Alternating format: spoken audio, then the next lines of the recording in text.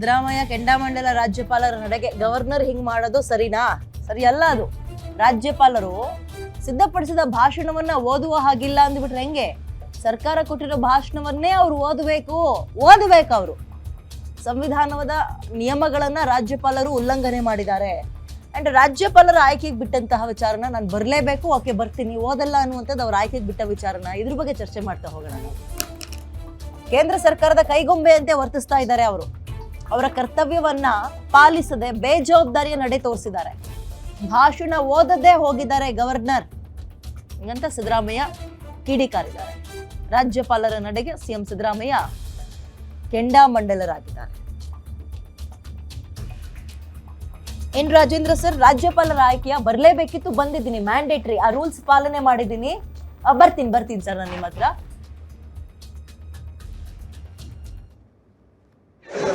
ಏನು ತಯಾರು ಮಾಡ್ತಿದ್ದ ಭಾಷಣ, ಆ ಭಾಷಣವನ್ನು ಓದಲೇಬೇಕು.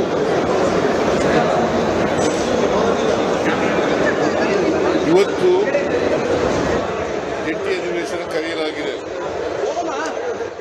ಯಾಕಂದ್ರೆ ಇದು ಮೊದಲನೇ ವರ್ಷ, ಮತ್ತೆ ಮೊದಲನೇ ಜಂಟಿ ಅಧಿವೇಶನ, ಜೊತೆಗೆ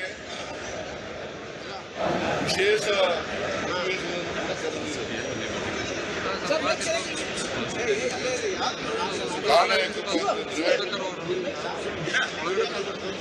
ಮಹಾತ್ಮ ಗಾಂಧಿ ಉದ್ಯೋಗ ಭರವಸೆ ಯೋಜನೆ ಅದನ್ನು ರದ್ದು ಮಾಡಿ,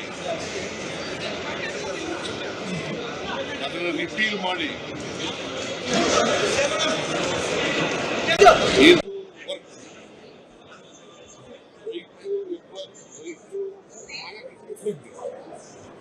right to education, right to information,